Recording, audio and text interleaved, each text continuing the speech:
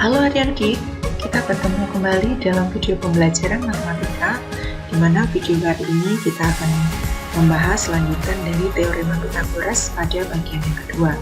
Secara khusus kita akan membahas tentang triple Pythagoras dan juga menentukan jenis segitiga. Mari kita ikuti pembahasan berikut. Triple Pythagoras. Nah, triple Pythagoras ini adalah tiga bilangan yang merupakan sisi-sisi bangun segitiga siku-siku yang memenuhi aturan dari teorema Pythagoras. Nah, apa kegunaan dari triple Pythagoras ini? Nah, kalau kalian hafal tentang bilangan-bilangan yang merupakan triple Pythagoras, maka ini akan memudahkan ketika kalian menyelesaikan permasalahan yang berkaitan dengan perhitungan panjang sisi segitiga siku-siku. Jadi di sini akan lebih mempercepat perhitungannya. Nah, untuk lebih mudah memahami triple Pythagoras, perhatikan contoh berikut. Jika ada bilangan 3, 4, 5, apakah ketiga bilangan tersebut membentuk segitiga siku-siku? Maka kita akan cek dulu ya. Misalkan ini ada sebuah segitiga siku-siku, di mana panjang sisinya adalah 3, 4, dan sisi miringnya ini saya misalkan dengan X. Anggap saja kita belum tahu X ini atau sisi miring dari segitiga siku-siku ini kita belum tahu. Maka untuk mencari X ini tentu saja kita menggunakan teorema Pythagoras. Jadi kita gunakan kuadrat dari sisi siku-sikunya, 3 kuadrat ditambah 4 kuadrat. Maka hasilnya adalah 25. Sehingga kalau X saja itu adalah akar dari 25, maka ketemulah nilai X-nya sama dengan 5. Jadi ternyata panjang sisi miring di sini adalah 5. Nah, maka bilangan 3, 4, 5 ini adalah panjang sisi segitiga siku-siku, di mana bilangan terbesarnya itu selalu sisi miring. Begitu. Nah, 3, 4, 5 inilah yang disebut sebagai triple Pythagoras, ya. Jadi sekali lagi semua bilangan, 3 buah bilangan yang merupakan sisi dari segitiga siku-siku, kita bisa menyebutnya dia adalah triple Pythagoras. Nah, bagaimana cara menentukan triple Pythagoras secara cepat? Nah, di sini bisa digunakan dengan menggunakan tabel. Jadi ada rumusnya untuk mencari triple Pythagoras ini. Di sini ada kolom A, B, A kuadrat plus 2B, terus ada 2AB dan A kuadrat plus B kuadrat. Nah, di sini maksudnya nilai A dan B-nya ini bisa kita tentukan dengan bebas, ya. Jadi, untuk A dan B ini kita tentukan bebas. Yang penting nilai A-nya itu tidak sama dengan B, ya. Jadi, kalau nilai A sama dengan B, nanti hasilnya di sini akan kosong, 0. Maka kita ambil bilangan berapapun, yang penting A dan B tidak sama. Misalkan 2 dan 1, saya ambil A-nya 2, B-nya 1.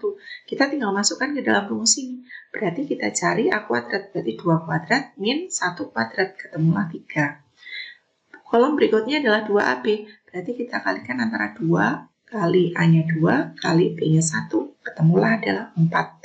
Dan kolom yang berikutnya A kuadrat plus B kuadrat, berarti kita hitung 2 kuadrat ditambah 1 kuadrat, ketemu hasilnya 5. Nah, bilangan 3, 4, dan 5 inilah yang merupakan triple Pythagoras. Begitu seterusnya. Selain 2 dan 1, kita bisa ambil A dan B-nya 3 dan 1, 3 dan 2, 4, 1, 4, 2, 4, 3, begitu seterusnya.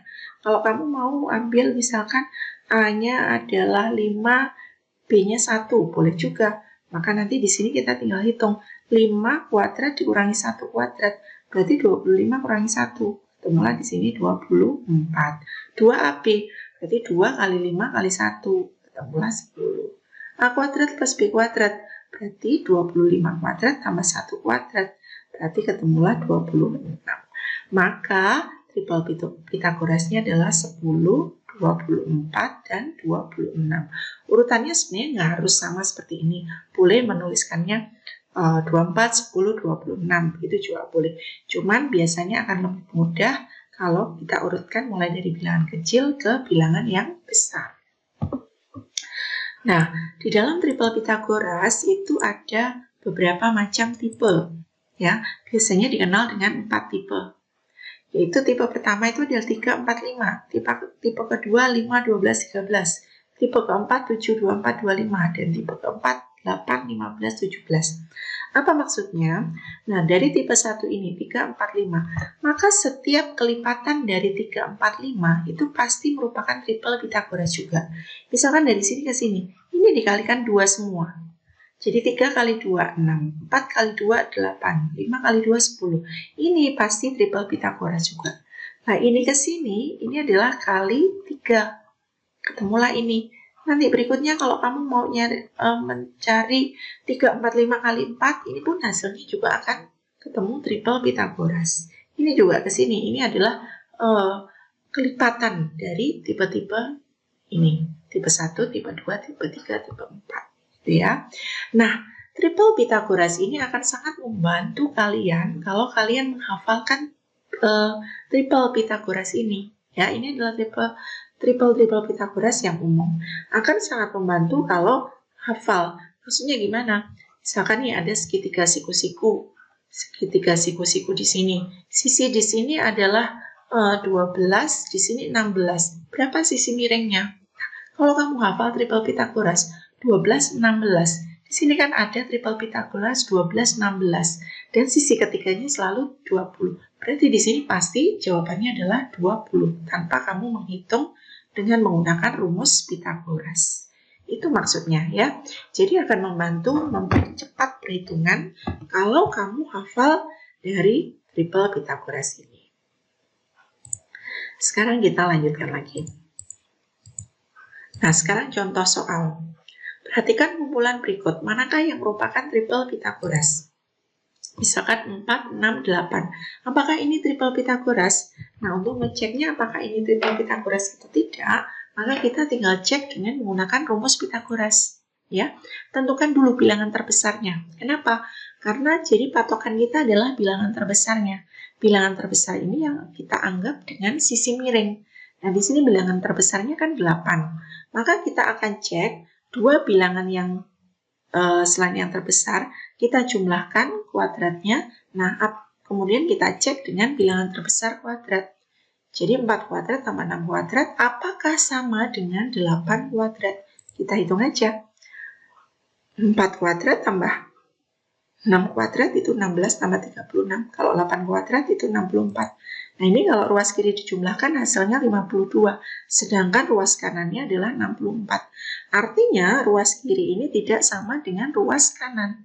Nah, kalau ruas kiri tidak sama dengan ruas kanan, maka ketiga bilangan ini bukan triple Pythagoras. Begitu. Contoh yang B, 2, 3, dan akar 13. Apakah ini triple Pythagoras? Nah, sama caranya. Dari 2, 3, dan akar 13 ini tentukan dulu bilangan terbesarnya. Tentu saja di sini bilangan terbesarnya akar 13 ya. Karena akar 13 itu nilainya masih 3, sekian begitu. Artinya lebih besar dari 3. Berarti bilangan terbesarnya adalah akar 13. Nah, kita akan cek 2 kuadrat tambah 3 kuadrat apakah sama dengan akar 13 kuadrat. Kita hitung. Nah, akar 13 kuadrat itu kan ya 13 itu sendiri ya. Maka penyebelahan yang ruas kiri hasilnya 13, ruas kanan juga 13. Maka ruas kiri di sini sama dengan ruas kanan. Berarti 2, 3, dan akar 13 ini adalah triple Pythagoras. Contoh yang kedua, apakah ketiga bilangan berikut merupakan panjang sisi segitiga siku-siku? Misalkan yang A ini. Jika ada sisi segitiga siku-siku yang panjangnya 2, 3, dan akar 5, apakah ini adalah segitiga siku-siku? Gitu. Nah, maka untuk ngeceknya sebenarnya sama aja. Pertanyaan nomor 1 dan pertanyaan nomor 2 ini adalah pertanyaan yang jawabannya sama, walaupun bunyi pertanyaannya berbeda. Cara ngeceknya ya sama. 2, 3, dan akar 5 ini cari bilangan terbesarnya berapa. Nah, hati-hati. Di sini akar 5 itu nilainya masih 2, sekian ya. Artinya dia lebih kecil dari 3. Berarti bilangan terbesarnya adalah 3. Maka yang kita jumlahkan kuadratnya adalah ya 2 dan akar 5. Kita cek apakah sama dengan 3 kuadrat. Begitu. Nah, kalau kita cek 5, akar 5 dikuadratkan itu kan 5. Ternyata ruas kiri 9, ruas kanan juga 9. Berarti ruas kiri sama dengan ruas kanan. Kalau begitu ini adalah triple Pythagoras yang mana ini berarti adalah sisi dari segitiga siku-siku. Begitu. Contoh yang B, 10, 12, 16. Berarti bilangan terbesarnya 16. Cek lagi, apakah jumlah dua bilangan yang kecil sama dengan kuadrat bilangan yang besar? Nah, kalau ini kita lihat ruas kiri lebih kecil dari ruas kanan, atau tidak sama, ya kan? Maka ini bukan sisi dari segitiga siku-siku, atau ini bukan triple Pythagoras. Gitu. Nah, sekarang bahasan berikutnya kita masuk dalam menentukan jenis segitiga. Jadi konsep teorema Pythagoras ini bisa juga kita gunakan untuk menentukan jenis segitiga. Nah, kalian masih ingat nggak jenis segitiga itu apa saja? Nah, jenis segitiga itu kan bisa dilihat dari dua sisi ya. Kalau berdasarkan panjang sisinya, itu ada 3 jenis segitiga. Ada segitiga sama sisi, segitiga sama kaki, dan segitiga sembarang. Kalau dilihat dari besar sudutnya, itu ada 3 jenis juga, yaitu segitiga lancip, segitiga siku-siku, dan juga segitiga tumpul. Nah, untuk konsep Pythagoras ini, kita akan gunakan untuk menentukan jenis segitiga berdasarkan besar sudutnya. Kalau berdasarkan panjang sisinya kan udah jelas ya. Pokoknya kalau ketiga sisinya sama panjang, pasti dia segitiga sama sisi, begitu seterusnya ya. Nah, kita akan membahas yang jenis segitiga berdasarkan besar sudutnya. Konsep teorema Pythagoras dapat digunakan untuk menentukan jenis segitiga, apakah segitiga tersebut termasuk dalam segitiga lancip, segitiga siku-siku, atau segitiga tumpul. Nah, untuk menentukannya, jika suatu segitiga memiliki panjang sisi A, B, dan C, di mana C adalah sisi terpanjang, ya, ingat ya, C di sini kita anggap sebagai sisi yang terpanjang atau bilangan terbesar, maka selalu berlaku seperti ini. Jika A kuadrat ditambah B kuadrat lebih besar dari C kuadrat, maka segitiga yang terjadi pasti segitiga lancip. Tetapi jika A kuadrat ditambah B kuadrat sama dengan C kuadrat, maka dia pasti segitiga siku-siku. Dan yang ketiga, kalau A kuadrat ditambah B kuadrat lebih kecil dari C kuadrat, maka yang terbentuk adalah segitiga tumpul. Nah, untuk contoh soalnya seperti ini. Jika kelompok 3 bilangan berikut merupakan panjang sisi segitiga, tentukan jenis segitiga yang terbentuk. Misalkan 6, 8, dan 12. Nah, di sini cara menjawabnya, ini kita misalkan dengan A, ya. Jadi yang 6 ini kita misalkan dengan A, yang 8 ini dengan B, yang C, sisi terpanjangnya, itu adalah 12. Maka bilangan terbesarnya adalah 12. Kita cek. 6 kuadrat tambah 8 kuadrat, apakah sama dengan 12 kuadrat? Nah, di sini kalau dikuadratkan dan dijumlahkan, ternyata yang kiri jumlahnya 100, sedangkan kuadrat dari yang kanan adalah 144. Artinya, 100 ini lebih kecil dari 144. Nah, kamu masih ingat kan? Kalau penjumlahannya lebih kecil dari sisi miring atau bilangan terbesarnya, maka dia adalah segitiga tumpul. Kalau begitu, 6, 8, dan 12 ini merupakan sisi dari segitiga tumpul. Nah, itu aja. Cukup mudah. Jadi kamu tidak perlu menggambar. Dari bilangan-bilangannya aja kita masukkan dalam konsep Pythagoras, maka kita akan tahu jenis segitiganya. Contoh yang kedua, akar 6, akar 10, dan 2. Apakah bentuk atau jenis dari segitiga ini? Nah, di sini hati-hati. Bilangan terbesarnya siapa? Akar 6, akar 10, atau 2? Ya. Kalau akar 10 ini nilainya masih 3, sekian. Kalau 6 itu 2, sekian. Berarti bilangan terbesarnya adalah akar 10. Maka kita harus cek akar 6 kuadrat ditambah 2 kuadrat itu apakah lebih besar atau sama dengan akar 10 kuadrat. Nah, kita hitung. Ternyata ruas kiri itu 10, ruas kanan juga 10. Artinya sama. Berarti A kuadrat ditambah B kuadrat sama dengan C kuadrat. Berarti kalau begitu akar 6, akar 10, dan 2 ini adalah sisi dari segitiga siku-siku, atau jenisnya adalah segitiga siku-siku. Contoh yang berikutnya. Contoh kedua ya.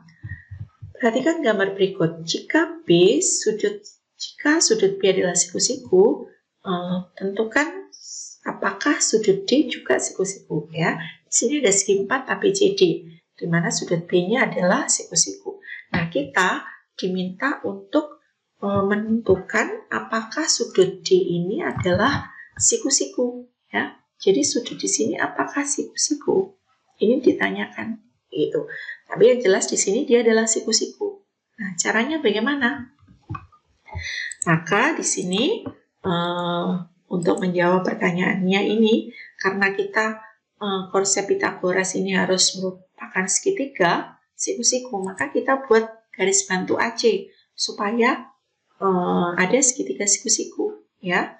Nah, langkah pertama kita akan mencari panjang AC dengan menggunakan segitiga siku-siku ABC ini ya. Kita perhatikan segitiga siku-siku ABC ini. Berarti untuk segitiga siku-siku ABC, AC ini adalah sisi miringnya. Maka untuk mencari AC, kita pakai teorema Pitagoras, AB kuadrat ditambah BC kuadrat. Kita masukkan bilangan-bilangannya 12 dan 9, sehingga kalau dikuadratkan dan dijumlahkan ketemulah 225. Ini masih AC kuadrat. Berarti kalau AC saja adalah akar dari 225, ketemulah nilai AC adalah 15. Berarti di sini AC 15. Nah, sekarang kita masuk ke pertanyaannya. Apakah sudut D juga siku-siku? Nah, kita akan melihat kalau begitu segitiga ADC ini. Perhatikan segitiga ADC, kita akan membuktikan apakah D ini siku-siku atau tidak dengan menganalisis panjang ketiga sisi dari segitiga ADC ini. Jadi dari AD 12, DC 2 akar 14, dan AC akar 15. Sisi terpanjangnya siapa? 13, 15, dan 2 akar 14. Nah, sisi terpanjang atau bilangan terbesarnya adalah yang 15 ini.